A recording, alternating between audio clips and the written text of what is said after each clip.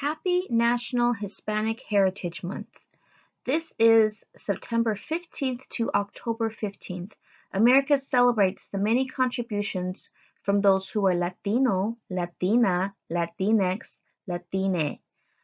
Those are people with heritage from Mexico, Central and South America, and the Caribbean regions with indigenous and African roots. These countries also celebrate the independence from Spain. Many families have made wonderful additions not only by sharing their cultures, but making the world a better place. Happy Latinx Heritage Month. Georgetown has a very diverse history, and there have always been many families and individuals from many ethnic backgrounds who call this town their home. September 15th to October 15th is Latino Heritage Month. We began by honoring the Barron family, who are of Mexican descent and left Texas to make Georgetown their home in the pursuit of a better life. In the 1930s, the Barron family, they were migrant workers in Washington, mostly in the Yakima Valley. They would travel from Texas to work the fields. By 1945, after World War II, they began to be homeowners in Georgetown. In 1958, their home was known as a welcoming place to go for Mexican cuisine, tradition, and culture. Juanita Lira Barron, who was a loving wife, mother, and grandmother, opened her doors to many Latino migrant workers and future activists. Because of her warm, loving character, she instilled the practice of cariño, which means to act out with the most love and care and make others feel accepted and wanted. There were not many cultural hubs where Latinos could be accepted or be around other people to share food, language, and culture.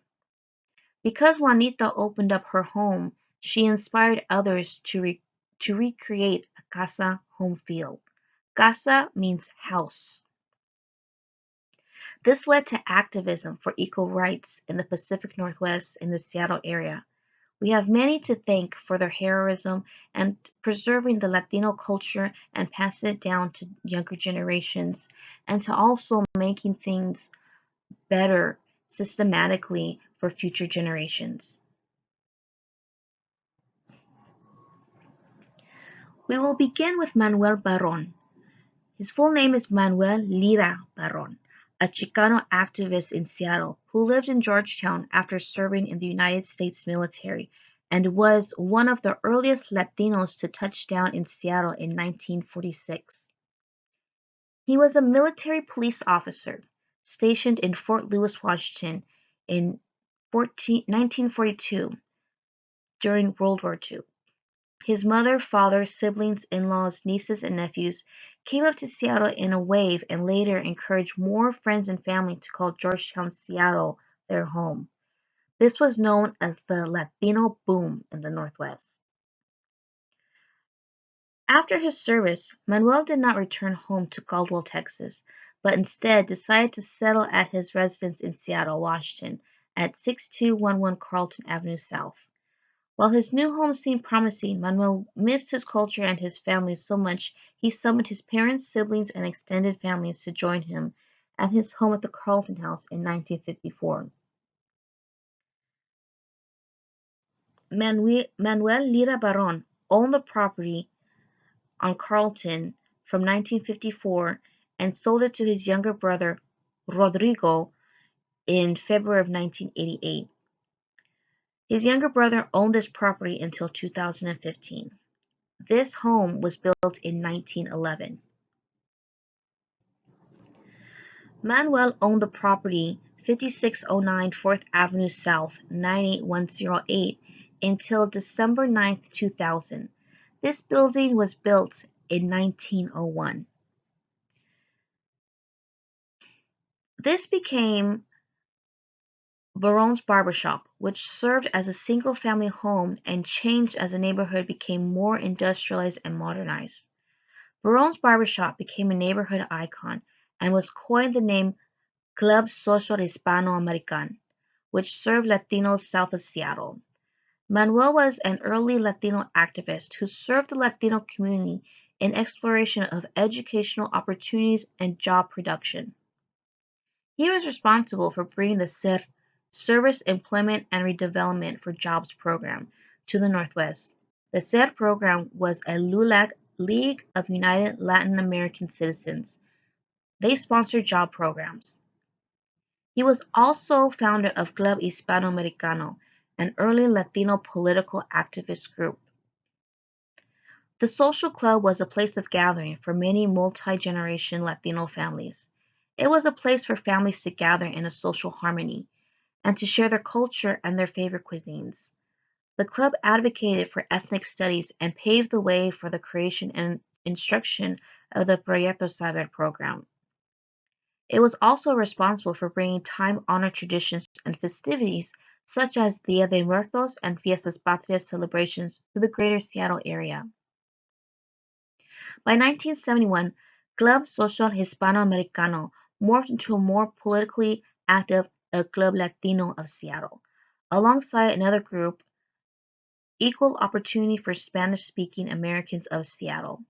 These two upper working-class organizations emerged on scene to advocate on behalf of the city's Latinos during a heartfelt time of cultural identification and preservation. Manuel Barron charted new paths for his family and led a legacy of hard work and preservation against all odds, and true perseverance. He finally settled in his home at 318 South Orchid Street and raised his children nearby his barbershop, where he presided for over 50 years. Before succumbing to Parkinson's in 2006, Manuel also owned a barbershop in Boulevard Park at 1820 South 120th Street, Seattle, Washington. Juanita Lira Barron was also active in the community in her own way. She opened up her home to many activists. She also felt those incarcerated needed to feel important and cared for while they were incarcerated, which is why she felt it was important to volunteer and bring incarcerated prisoners cultural food. Her other children took on important roles in the Latino community. Ismael Barron was a cultural preservationist. He was a DJ for Latino radio stations. He hosted Mexican dances all over the Pacific Northwest, specifically in areas where migrant workers were, so they could relax and enjoy their culture. Ismael also owned two barbershops in Georgetown, but his passion was social Latino events. Candelaria Barron Martinez was instrumental in the food industry for her Mexican cuisine. Fidel Barron was a successful proprietor and businessman.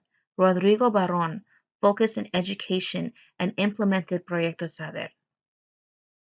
This project, to know, which focuses on ethnic studies, that started during the Chicano movement and is still today in the Seattle Public Schools District.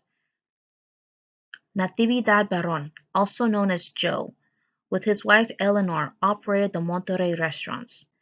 There were 13 children total, and many grandchildren and great-grandchildren.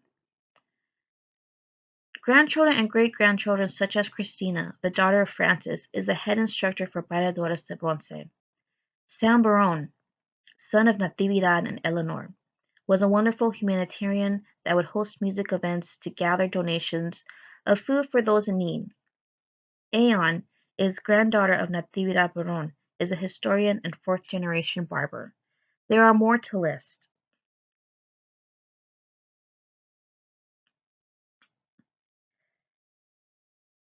The Barron family is very large, and there are more stories to share. We will share culture and history more another time. Thank you so much for taking the time to celebrate the many contributions of this family. We hope to do this again. Take care.